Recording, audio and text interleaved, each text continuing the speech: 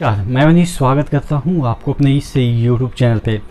दोस्तों, बहुत दिनों से आपके कमेंट आ रहे थे कि सर जो आधा से ग्रुप डी है उसके स्ट्रेटजी पे वीडियो बनाया जाए कि किस तरीके से निकालना है, क्योंकि अभी जिस तरह से चीज़ें लेट चल रही है, डिले चल रही है, पढ़ाई का मन नहीं लग रहा है। पढ़ाई में जो होता है ना कि एक कंटिन्यूटी होती है, वो मन नहीं लग रहा है, या आप कह सकते हैं कि कुछ ऐसा सामने दिख नहीं रहा है जिससे कि क्या हो कि एक मोटिवेशन मिलता है कि हाँ, हमें पढ़ाई करनी चाहिए या अब एग्ज़ाम है। तो इस दरमियान जो कि कसमकस की ज़िंदगी आप जी रहे हैं कि कब एग्ज़ाम होगा, कब क्या होगा, तो इस दरमियान जो आपका जो पढ़ाई है वो नीचे चला गया है, डिक्लाइन हो गया है, तो उसको कैसे मेंटेन करना चाहिए, किस तरीके से अपन स्ट्रेटजी बनाते हैं इस दरमियान कि आपका जब एग्ज़ाम हो तो आप क्रैक कर पाएँ। क्योंकि क्या होगा ना कि इसमें बहुत सारी चीज़ें आपके इंक्लूड हैं। जैसे बहुत सारे लोग पढ़ाई छोड़ दिए होंगे, बहुत सारे लोग सोच रहे होंगे कि जब आपका एग्ज़ाम आएगा तो पढ़ाई करेंगे, बहुत सारे लोग अपने जो जॉब है उसमें इतना बिजी हो गए होंगे कि इस पे से ध्यान मतलब कि हटता जा रहा होगा। देखिए, मैं एक बात बताता हूँ कि जी, ये जो एग्ज़ाम कोई भी चीज़ का क्या होता है ना कि दो पक्ष होते हैं, एक निगेटिव और एक पॉजिटिव। जितना आपका एग्ज़ाम डिले हो रहा है, जो सिंसियर हैं, जो एकदम से डेडिकेटेड हैं, उनके लिए फ़ायदा होगा। आप कहेंगे कि फ़ायदा तो होगा लेकिन पहले एग्ज़ाम तो हो जाए। मैं मानता हूं कि एग्ज़ाम मेरे हाथ में ना है, ना ही आपके हाथ में। वो अलग बात है कि प्रोटेस्ट अगर करते हैं तो हो सकता है परिणाम निकल के सामने आए।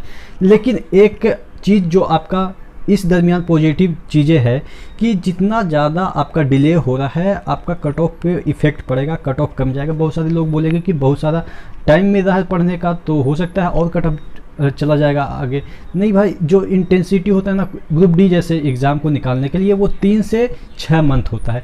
3 से 6 मंथ अगर सिंसियर होकर पढ़ लेंगे तो कितना भी ज़्यादा टाइम मिल जाएगा वो इफ़ेक्ट नहीं डालता है, जितना भी ज़्यादा टाइम मिल जाए। क्योंकि इंटेंसिटी से पढ़ाई और एक होता है कि क्वांटिटी बेस्ड पढ़ाई किया, आपने 18 घंटा पढ़ाई किया और किसी ने 2 घंटा पढ़ाई किया, तो वो मैटर करता है। 2 घंटा आपने कितना सिंसियर होकर पढ़ा और 18 घंटा कितना आप सिर्फ बुक देख के पढ़ाई किए। तो ये चीज़ें हैं। एक महत्वपूर्ण पहलू ये है कि आपका इसमें कुछ ना कुछ आपका जो कट ऑफ है वो नीचे जाएगा।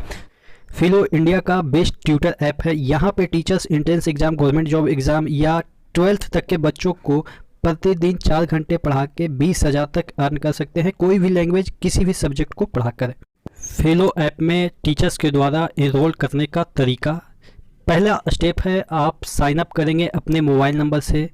उसके बाद आप अपना बेसिक डिटेल डालेंगे। सेकंड स्टेप में आप एक्सेप्ट का बटन दबा के आगे प्रोसीड करेंगे। थर्ड स्टेप में अपना प्रोफाइल पिक्चर अपलोड करेंगे, साथ ही आपको आईडी प्रूफ अपलोड करना है। फोर्थ स्टेप में सिलेक्ट करें जो टॉपिक आप पढ़ाना चाहते हैं।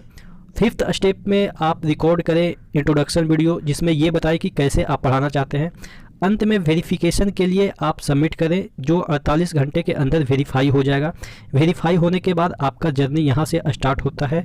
नीचे डिस्क्रिप्शन बॉक्स में लिंक दिया हुआ है, तो एक बार वहां जरूर विजिट कीजिए। तो हम बात कर रहे थे स्ट्रेटजी पे, तो स्ट्रेटजी आपको मैं बताता हूँ, उसको अगर फॉलो करेंगे। देखिए, मैं अभी मानता हूँ कि आपका जो पढ़ाई का ग्राफ है, शुरुआत में जब वैकेंसी निकली होगी तो इस तरीके से होगा, ठीक है, एकदम से इस तरीके से बढ़ रहा होगा, ठीक है, पैराबोला टाइप का आप कर सकते हैं कि। और ये अभी का जो ग्राफ है वो आपका इस तरीके से चला गया होगा, ठीक है, इस तरीके से, यानी कि पीक पे था शुरुआत में और फिर धीरे धीरे यहाँ पे डिक्लाइन कर गया होगा। किसी का तो निगेटिव में चला गया होगा, यानी कि निगेटिव का मतलब ये हो गया कि बहुत सारे लोग भूल गए होंगे कि फार्मूला क्या है, साइंस में किस तरह के क्वेश्चन पूछे जाते हैं, तो वो निगेटिव में चले गए होंगे, तो उनका तो ऑब्वियस है कि नहीं होगा। लेकिन हाँ, जो आपका यहाँ पे पढ़ाई का जो ग्राफ आया है उसको अगर अभी भी इसको कांस्टेंट रखते हैं, सपोज ऊपर नहीं जाता है, कांस्टेंट रखते हैं या धीरे धीरे ऊपर की ओर बढ़ाते हैं या धीरे धीरे, ठीक है, इस तरीके से, फिर भी आपका सिलेक्शन हो जाएगा। या आप इसको पैरेलली भी रखते हैं तब भी हो जाएगा। कहने का मतलब मैं इस तरीके से टेक्निकल टर्म क्यों यूज कर रहा हूँ, मैथमेटिकल टर्म क्यों यूज कर रहा हूँ, देखिएगा समझ में आपको आएगा। कि अभी आपका कोई मतलब कि सिनेरियो नहीं है एग्ज़ाम होने का, 1-2 महीने तो बिल्कुल आप मान के चलो कि नहीं होगा, ये आपको भी कन्फर्म पता है। आप मतलब कि अपने तसल्ली देने के लिए मन को ये कह दो कि हाँ अगले महीने एग्ज़ाम होगा, तो वो अलग बात है। 2 महीने तो आपको भी लग रहा होगा कि आपका एग्ज़ाम नहीं होगा। तो इस दरमियान क्या है कि आप उन टॉपिक पे, अब मैं बात करता हूँ कि कैसे आपकी स्टडी होनी चाहिए, उन टॉपिक पे फोकस कीजिए। यहाँ पे आपके साइंस पूछे जाएंगे, उसके बाद आपके मैथ्स पूछे जाएंगे, उसके बाद आपके जो जीके जीएस वाला है वो तो आप समझ गए होंगे कि थोड़ा सा ही पूछा जाता है, तो उतना ये इम्पोर्टेंस रखता नहीं है। रीजनिंग पूछे जाएंगे और उसके बाद आपके current affairs plus GK GS वगैरह होगा जो भी है, ठीक है। तो ये चीज़ें हैं। मैथ्स इतना भी टफ नहीं आता है कि आप 25 क्वेश्चन में आप 15 क्वेश्चन सही ना कर पाएँ, ऐसा भी टफ क्वेश्चन नहीं है। हाँ 10 नंबर का मैं मानता हूँ कि जो अच्छे से पढ़ेंगे उनके लिए सही है, नहीं तो 15 नंबर तो कोई भी कर लेगा। तो 15 नंबर में किस तरीके का क्वेश्चन आते हैं, जैसे कि आपको ये ब्रैकेट वाला क्वेश्चन दे दिया जाएगा 2⁻⁻7, इस तरीके से जो ब्रैकेट वाला जो क्वेश्चन है, तो ये सब मिला के आपको 15 नंबर तो इसमें आ जाएगा। लेकिन आपको 10 नंबर के लिए मेहनत करनी है। अब 10 नंबर के लिए ऐसा नहीं कि रोज़ाना आपको 4 घंटा मैथ्स लगानी है। अभी मुझे पता है कि सबका सिलेबस कवर हो चुका होगा, इतना टाइम मिल चुका है कि सबका सिलेबस कवर हो गया है। तो अब क्या करना है, ये 10 नंबर पे आपको फोकस करना है, ये 15 नंबर पे आपको फोकस नहीं करना है, क्योंकि ये आप कबर में भी रहेंगे तो आपको ये वाला आंसर पता होगा, ये 15 नंबर वाला जो क्वेश्चन है, क्योंकि इतना ईजी आता है ना कि आप कभी क्या आप सोते हुए उठे और आपसे पूछा जाए कि 2+2 कितना होगा, तो आप 5 आंसर नहीं देंगे। क्यों? क्योंकि वो इतना मतलब कि अंदर घुस चुका है दिमाग में, दिल में, आपको कहीं भी आप मान के चलो कि वो सही ही आंसर आएगा। तो ये कहने का मतलब ये है कि 10 नंबर पे अभी के समय में आपको फोकस करना है, और इसके लिए आपको 4 घंटे नहीं पढ़नी है रोजाना। आपको मैं बताता हूँ कितना, आधा घंटे। देखिए मैं आपको इतना टफ शेड्यूल नहीं बताऊंगा कि एकदम से ये कर देना, वो फोड़ देना, ये फोड़ देना है। आपको रोजाना मैं सिर्फ 2 ही घंटे की मैं बात कर रहा हूँ, और 2 घंटे मुझे लग रहा है कि कोई भी निकाल लेगा, कितना भी बिजी बंदा होगा। सिर्फ 2 घंटा अगर अभी आप पढ़ लेते हैं तो ऑब्वियस है जब आपका एग्जाम का डेट अनाउंस हो जाएगा तो आप 8 घंटा उसको कन्वर्ट कर सकते हो और वहाँ पे सिलेक्शन आपका हो जाएगा। तो सिर्फ और सिर्फ 2 घंटे का स्ट्रेटजी मैं बता रहा हूँ कि डेली आपको 2 घंटे पढ़ना है। वो अलग बात है आपके पास टाइम है तो आप अपने जो बिग सेक्शन है उस पर आप दे सकते हैं, लेकिन अगर फिर भी आपके पास टाइम नहीं है तो 2 घंटा तो किसी के भी पास टाइम होगा। अगर उसमें भी टाइम नहीं है तो 15 मिनट तो आप बाथरूम जाते हैं, उसमें आप करंट अफेयर कर लें। भाई आप हंसोगे कि बाथरूम में कैसे करंट अफेयर्स कर लेंगे, बैठे रहते हो ना। बचपन में हम क्या सुनते थे कि जो अंग्रेज होते हैं ना, पेपर लेके जाते हैं वॉशरूम में, और उसके बाद जब तक वो वॉशरूम करते हैं तब तक पेपर भी खत्म हो जाता है। तो आप पेपर की जगह करंट अफेयर्स कर लो। ये चीज़ें फैक्ट है, आप देखेंगे कि बहुत सारे लोग ऐसे करते हैं। हाँ वो अलग बात है कि कैमरे के सामने बोलने में थोड़ा सा ख़राब लगता है या शर्म आती है, क्योंकि हम लोग भारतीय हैं ना, तो भारतीय ये चीज़ें एक एक पॉइंट को पकड़ता है कि अरे ऐसे हो सकता है क्या।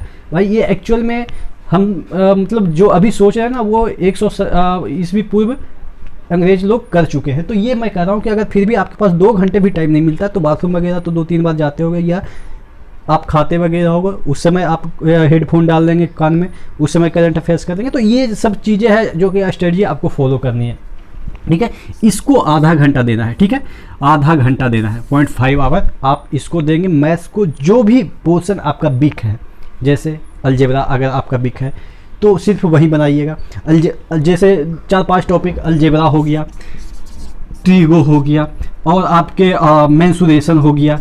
अगर ये सब जो टॉपिक है आप चुनिंदा आपके अकॉर्डिंग कौन सा टॉपिक टफ है या जिसको आपको बार बार रिवीजन करने की आवश्यकता है, 4 से 5 टॉपिक हर एक बंदे का होता है, उसी को आधा घंटा दीजिए, ठीक है, बस इतना ही।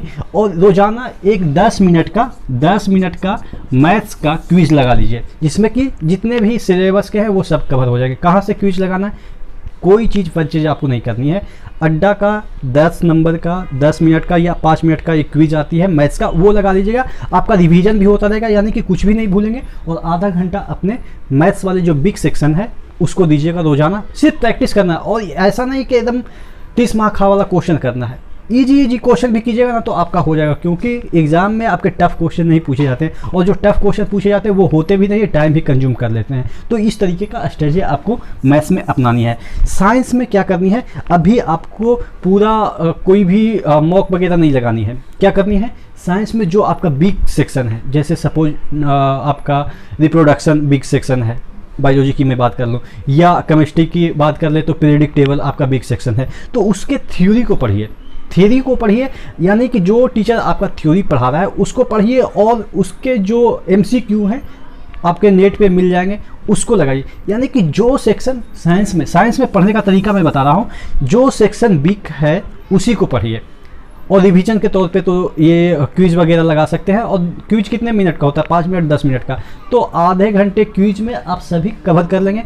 इसका क्विज लगा लीजिए, इसका क्विज लगा लीजिए, इसका क्विज लगा लीजिए, इसका क्विज लगा लीजिए। यानी कि कहने का मतलब ये है कि आपको 15 से 20 मिनट क्विज पे देनी है, या आधे घंटा क्विज पे देनी है, और आधे घंटे सभी सेक्शन को देनी है जो वीक है। हर एक सब्जेक्ट का आधे घंटे। साइंस में आधा घंटा दे दिया, और क्या होगा, आधे घंटे में एक टॉपिक तो निपटा ही सकते हैं, और अभी तो इन्फिनाइट टाइम है। इन्फिनाइट टाइम बोले तो अभी तक तो आपको पता भी नहीं है, तो यानी कि आपका सिलेबस भी कवर हो चुका है, लेकिन आप बिग पोर्शन पे ध्यान दे रहे हैं, जिससे कि क्या होगा कि जो बिग पोर्शन है वो कम से कम आपको एग्ज़ाम आते आते एवरेज हो जाएगा। एवरेज में भी अगर 60% नंबर ले आते हैं तो सिलेक्शन से काफ़ी ज़्यादा आपका नंबर आ जाएगा। उसी तरीके से रीजनिंग तो मुझे नहीं लग रहा है किसी का बिग होगा, हालांकि 1-2 टॉपिक अगर बिग होगा, जैसे असर्शन रीजन वाला बिग होता है, तो उसमें जितना प्रैक्टिस कीजिए। असर्शन रीजन में भी एकदम से काफ़ी कंफ्यूज रहता था, लेकिन इस पे क्या हुआ मेरा कि जब तक मैं प्रैक्टिस नहीं किया तब तक मेरा पूरा इस पे कंफ्यूजन रहता था, लेकिन जैसे ही मैंने इस पे कम से कम तो 400 से 500 क्वेश्चन असर्शन रीजन वाला जो रीजनिंग में क्वेश्चन आते हैं, या आप कह सकते हैं निष्कर्ष इस पे क्या निकलता है, इस तरीके का जो क्वेश्चन आते हैं, उसको अगर आप 500, यकीन मानिए 500 क्वेश्चन लगा लीजिएगा ना, तो आपका 100%, इसमें 100% तो नहीं, लेकिन हाँ 100 में आपका 80% जो है क्वेश्चन वो सही होगा। ये सिर्फ और सिर्फ रिवीजन मांगता है, तो आप रीजनिंग में भी उसी पैटर्न को अपनाएंगे। आधा घंटा आपका जो बिग पोर्शन है उसको दीजिए, और यहाँ करंट अफेयर्स वगैरह में आधा घंटा देने की आवश्यकता नहीं है। ये चीज़ें तो आपको भी पता है कि मतलब कि डेली वही 10 मिनट के आप कह सकते 10 मिनट के प्रैक्टिस में ही हो जाएगा। तो टोटल कहने का मतलब ये है, इस वीडियो में मैं आपको स्ट्रेटजी यही बता रहा हूँ कि आप बिग पोर्शन पे अभी ज़्यादा ध्यान दीजिए, जो आपका बिग पोर्शन है कोई भी सब्जेक्ट का। और अगर आपको लगता है कि मैं भूल जाऊंगा ये वाला सब्जेक्ट का ये टॉपिक मैं भूल जाऊंगा, जैसे आपके बहुत सारे मैथ्स के टॉपिक हो गए या ऐसे टॉपिक हो जो इजी है, जिसको लगता है कि आप भूल सकते हैं, तो उसके लिए आपको हर एक सब्जेक्ट का, ठीक है, हर एक सब्जेक्ट का आपको एक क्विज दे देनी है रोजाना। 5 मिनट के अंदर आप कर लेंगे, वहाँ पे आपको आंसर भी मिल जाएगा। तो अड्डा का बहुत बढ़िया, मैं तो हमेशा अड्डा का ही लगाता हूँ। वो अलग बात है कि मैं आपको मतलब कि ओपनली नहीं बोलता हूँ कि मैं क्या करता हूँ क्या नहीं करता हूँ, क्योंकि ये हो जाएगा आपका मतलब कि प्रचार टाइप का। लेकिन हाँ, जो सही है वो तो सही है, ठीक है।